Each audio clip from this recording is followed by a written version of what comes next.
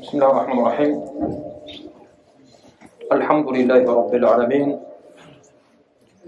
والصلاة والسلام على نبينا محمد وعلى آله وأصحابه وسلم تسليما مزيدا ثم أما بعد أخوة الكرام السلام عليكم ورحمة الله وبركاته. Inch'Allah, nous allons aborder quelques paroles très bénéfiques que l'on retrouve, alhamdulillah, عند العلماء من العلماء الربانيين. Parmi ceux, vous savez, que l'on traduit comme cela, من العلماء الربانيين, par le fait qu'ils ont une connaissance et ils ont un dévouement d'Allah subhanahu wa ta'ala qui fait que eh bien, ces derniers sont les rapprochés d'Allah azza wa jalla. Et ahad minhum, un d'entre eux, nous rappelle une information, nous donne une explication aussi mémoriale vraiment qui est vraiment d'une qualité importante quand on fait comment l'être humain finalement il est. Ça résume beaucoup de choses. Lorsqu'il dit wa'lam anna al-insan ma dama yu'ammilu al-hayah fa innahu la yaqta'u amlahu min ad-dunya. Sachez que l'être humain, la personne, eh bien, elle ne cessera jamais, tant qu'elle peut espérer de vivre, tant qu'elle a l'espoir de vivre, et qu'il n'y a rien qui ne l'empêche d'espérer, eh bien, il n'y a rien qui ne va interrompre sa volonté de vouloir profiter de ce bas monde. Tant que l'être humain, quel qu'il soit, dans la nature même de l'être humain, d'être sain, tant qu'il sait qu'il peut vivre, tant qu'il sait qu'il a du temps, si on peut dire dans le sens où il n'a rien qui lui annonce, tu vois, que sa vie pourrait être interrompue, eh bien ce dernier, l'être humain, il est comme cela, dans sa nature. Eh bien, il espère toujours profiter de ce bas monde et de ce qu'il contient. Et il dit, وَقَدْ لَا تَسْمِحُ نَفْسُهُ بِإِقْلَاعٍ عَنْ لَذَّاتِهَا وَشَهَوَاتِهَا مِنَ الْمَعَاصِي وَغَيْرَهَا. Tant qu'il sait qu'il peut vivre, tant qu'il n'y a rien qui lui annonce que sa vie va s'interrompre, eh bien il est toujours dans les plaisirs et dans la volonté de vouloir profiter des désirs et plaisirs mondains. Rien ne l'interrompt, rien ne l'empêche d'espérer, il est dans cela. وَيُرَجِّهِ الشَّيْطَانِ, regardez bien, وَيُرَجِّهِ الشَّيْطَانِ التَّوْبَةَ فِي آخِرِ عُمُرِهِ. Et ce que l'on oublie, quand l'être humain est comme cela, on l'oublie constamment. C'est pour ça que les ulama, vous savez, les ulama, subhanallah, ils nous ont écrit des ouvrages incommensurables sur Makaïd al-Shaytan, comment Satan déploie ses stratégies et tout ce qu'il peut mettre en place pour essayer d'égarer la personne. Tous les moyens qu'il utilise sans cesse pour essayer d'atteindre ses objectifs. Toi, par exemple, tu vas te reposer à un moment, tu dors la nuit pour te reposer. La journée, tu peux avoir des moments de faiblesse, tu vois, tu te ralentis. Mais lui, sans cesse, il est là. Même la nuit ne dort pas pour essayer justement de savoir comment. Il va même s'introduire dans les rêves de la personne pour essayer de la détourner, de la perturber. Il ne cesse pas. Que tu sois réveillé ou endormi, il est là, il ne te lâche pas. Tu ne lâches pas. Eh bien, quand toi tu commences à espérer de ce bas monde, à te tenir, ses plaisirs ou autres, qu'est-ce qu'il fait lui? Eh bien, il rentre dans ton espérance à toi. C'est pour ça qu'en fait, il est condamnable. Condamnable par le fait qu'il est complice, direct ou indirect, de ce à quoi tu t'adonnes. Lui vient alimenter ton espoir en te disant mais profite des plaisirs mondains, profite de ce qui t'est accordé, profite de cela. Pourquoi? Pour te faire retarder at-tawbah, le repentir. Il veut que tu te repentes le plus tard possible. Il espère même que ton repentir finalement n'arrive pas, si ce n'est que lorsque tu meurs, t'es mort, c'est fini, tu ne peux plus espérer de façon de te repentir. Eh bien, فإذا تيقن فليتيقن الموت فإذا تيقن الموت وأيس من الحياة أفاق من سكراته بشهوات الدنيا. Et regarde bien. Regardez, cette particularité elle est importante. Mais dès que l'être humain, il sait qu'il peut mourir là sur le moment, qu'il est touché par quelque chose qui peut lui ôter la vie, qu'il a une maladie grave, qu'il sait que celle-ci qui est irrévocable et ne pourra rien faire, qu'il va quitter ce bas monde. Donc il y a l'espérance de la vie qui s'interrompt.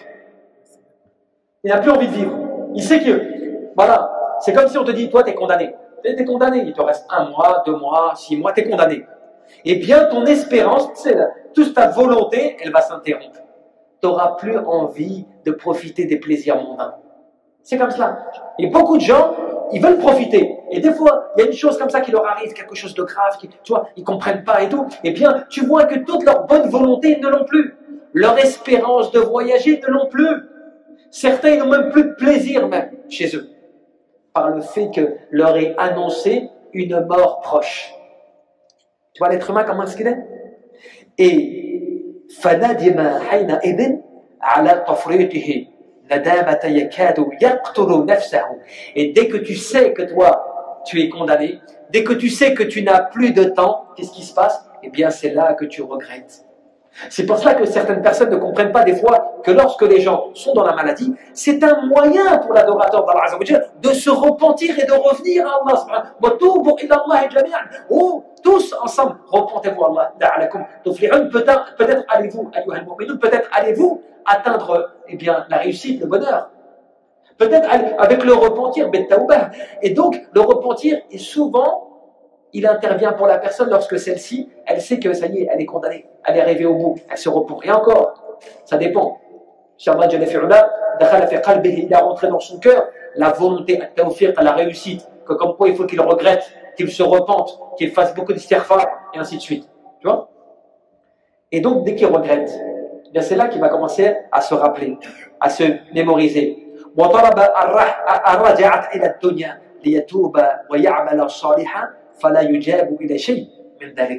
Et lorsque la personne elle est dans cet état de désespoir, et cet état qu'elle sait qu'elle ne va plus vivre, qu'est-ce qui se passe?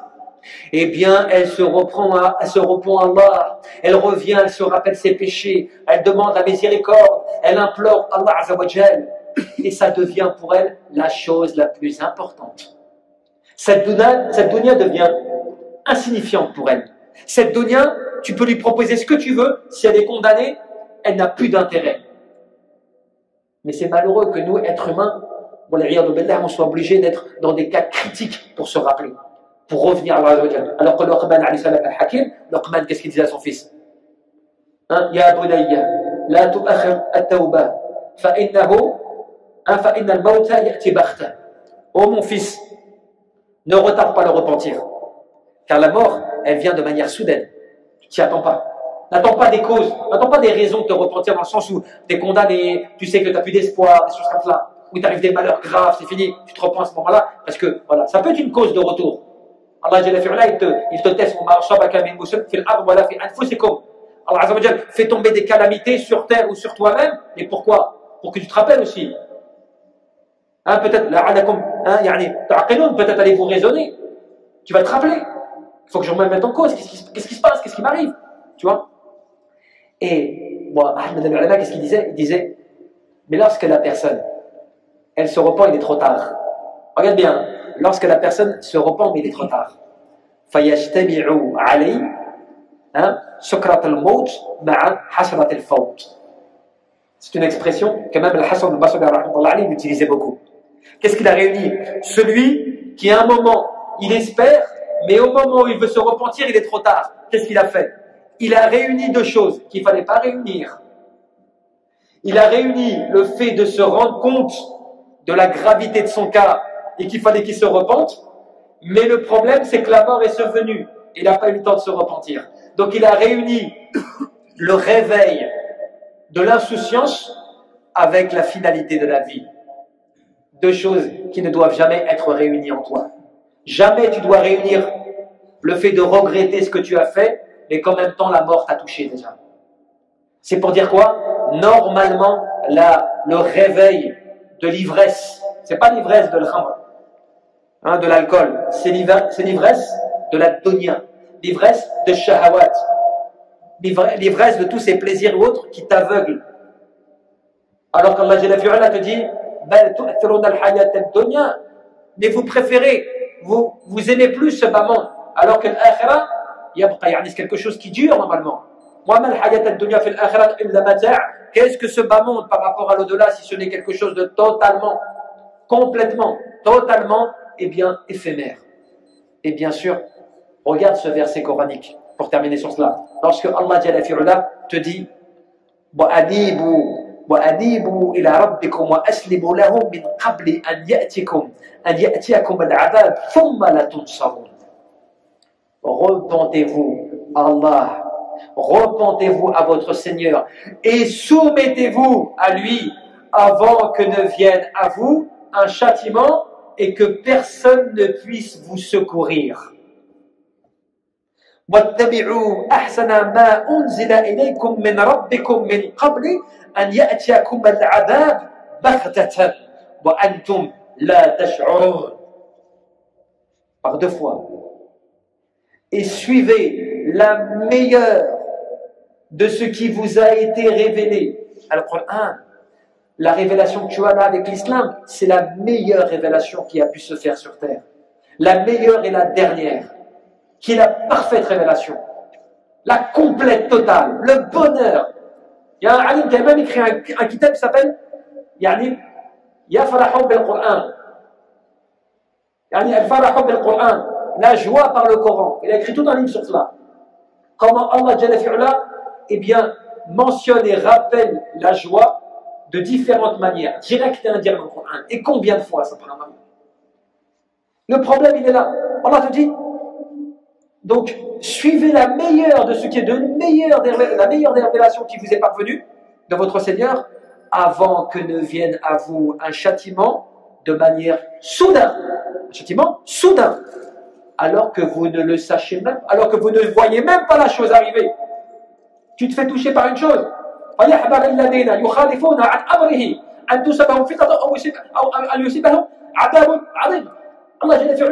mentionne à combien de reprises dans le Coran que des fois tu peux être touché par une calamité, tu peux être touché par un malheur, par un châtiment. Pourquoi? Parce que tu as fait partie de ceux qui sont allés à l'encontre de la charia, à l'encontre de l'ordre du prophète, à l'encontre de ce que Allah t'a ordonné dans ton adoration d'Allah, dans ton adoration et ta dévotion pour ton Seigneur.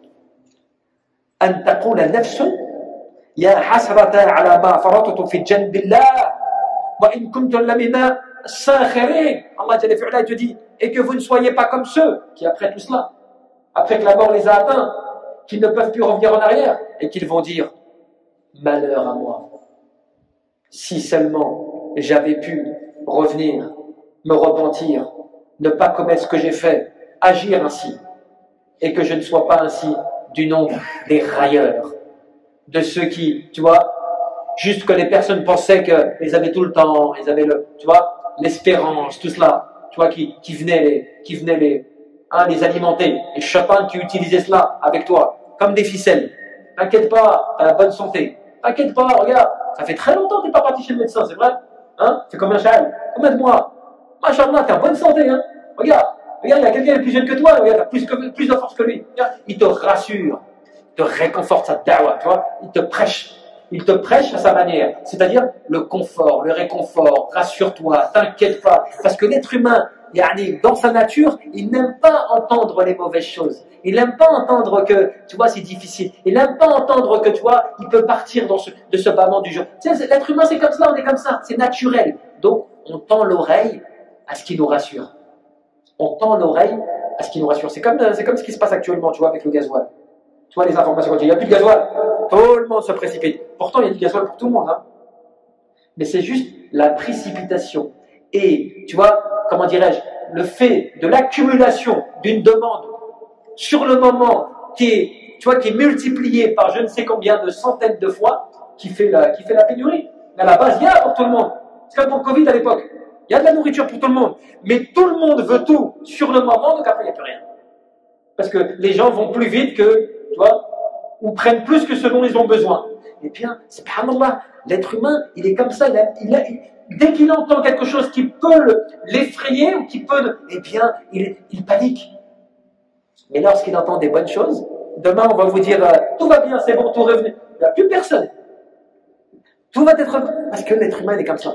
Mais Allah Jalla fi'ala nous informe que l'être humain normalement il doit prendre garde à cela.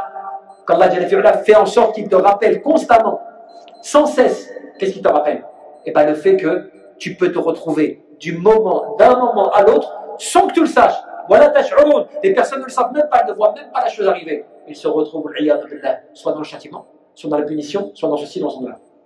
D'où l'importance de revenir à Allah Azzawajal, de se rappeler ces belles paroles constantes qui ont un impact important dans la vie, dans nos vies en tant que musulmans. Wallahu a'lam, sallallahu tabaraka wa ta'ala يرزقنا الإخلاص في القلب والعمل والنية. اللهم ربنا فاغفر لنا وارحمنا واهدنا على الصراط المستقيم. اللهم اغفر لنا وارحمنا ذنوبنا يا رب العالمين. اللهم اصلح لنا قلوبنا يا رب العالمين. أنت أصلحت الصالحين، أصلح لنا حتى أن يكون منا الصالحين يا رب العالمين. اللهم ربنا لا ترد دعاءنا بسوء أفعالنا وتقبل منا إنك أنت الجواب الكريم. وصلى الله وسلم وبارك على عبدك ورسولك محمد. بارك الله فيكم والسلام عليكم ورحمة الله.